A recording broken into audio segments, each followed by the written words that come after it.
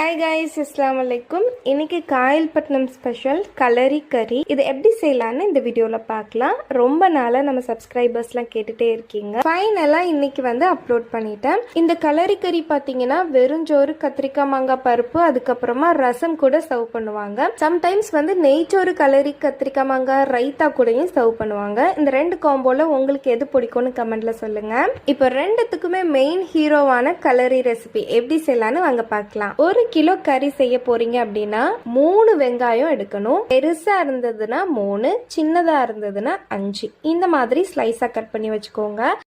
3 கொத்து கருவேப்பிலைய இந்த மாதிரி காம்போட வச்சுக்கோங்க. 3 பச்சை மிளகாவை கீரி ஆட் பண்ணிக்கோங்க. இது கூடவே சீரகத்தூள், மல்லித்தூள், சோம்புத்தூள், மிளகாய்த்தூள், மஞ்சள் தூள், உப்பு, இதோட மெஷர்மெண்ட்ஸ் ஸ்கிரீன்ல கொடுத்துருக்குற அதுபடி ஆட் பண்ணிக்கோங்க. இன்னொரு பிளேட்ல 5 டீஸ்பூன் ஜிஞ்சர் கார்லிக் பேஸ்ட், பட்டை, ஏலக்காய், கிராம்பு நான் எடுத்திருக்கிற அளவுப்படி அப்படியே எடுத்துக்கோங்க. இது கூடவே 1/4 லிட்டர் தயிர்ல பாதி மட்டும் ஆட் பண்ணி இந்த மாதிரி மிக்ஸ் பண்ணி வச்சுக்கோங்க. இப்போ ஒரு சட்டியில 150 தேங்காய் எண்ணெய், 150 நெய் ஆட் பண்ணிக்கோங்க.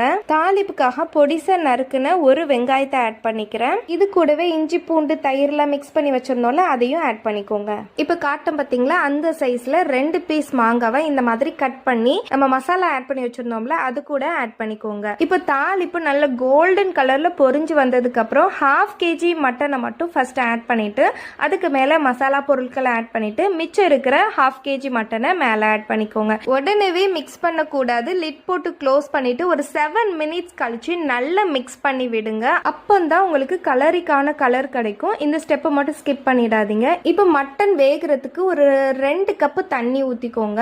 நம்ம 1/4 லிட்டர் தயிரில் பாதி தயிர் எடுத்து வச்சிருந்தோம் இல்லையா, அந்த தயிரை இப்போ ஆட் பண்ணிக்கோங்க. இப்போ எக்ஸ்ட்ராவா உங்களுக்கு உப்பு காரம் வேணும்னா செக் பண்ணிட்டு ஆட் பண்ணிட்டு ஒரு 30 மினிட்ஸ்ல ஸ்லோ ஃபயர்ல வச்சு குக் பண்ணுங்க. கறி நல்லா வெந்து வரணும். வெந்ததுக்கு அப்புறமா நம்ம இந்த மாதிரி வாழைக்காவை கட் பண்ணிட்டு ஆட் பண்ணிக்கோங்க. இது உடனே வெந்து வந்துடும். இது கூட ஃபைனலா ஒரு பொருள் ஆட் பண்ணணும். 25 கிராம் முந்திரி பருப்பு. இந்த மாதிரி இது உடைச்சே விற்பாங்க. இதுக்கு பேரு முந்திரி குருணை. இது கூடவே 2 டீஸ்பூன் கசகசா ஆட் பண்ணிட்டு நல்ல ஃபைன் பேஸ்டா அரைச்சு வச்சுக்கோங்க. வாழைக்காய் நல்லா வெந்ததுக்கு அப்புறமா இந்த பேஸ்ட் ஆட் பண்ணிட்டு ஜஸ்ட் ஒரு மிக்ஸ் கொடுத்துட்டு அடுப்பை சுவிட்ச் ஆஃப் பண்ணிக்கோங்க. கொஞ்ச நேரம் இதை டிஸ்டர்ப் பண்ணாம வச்சுட்டு ஓபன் பண்ணீங்கன்னா எண்ணெய் பிரிஞ்சுக்கிட்டு சூப்பரான கலரி கறி ரெடி. இதை இந்த மாதிரி பெரிய தாளத்துல தான் சர்வ் பண்ணுவாங்க. பார்க்கவே இவ்வளவு சூப்பரா இருக்கு இல்லைங்க. இந்த கலரி சாப்பிட்றதுக்கே ஒரு முறை இருக்குங்க. இந்த சோத்துக்கு நடுவுல பள்ளம் தோண்டிட்டு இந்த கறியை ஆட் பண்ணிட்டு சைட்ல கத்திரிக்காய் மாங்காய் போட்டு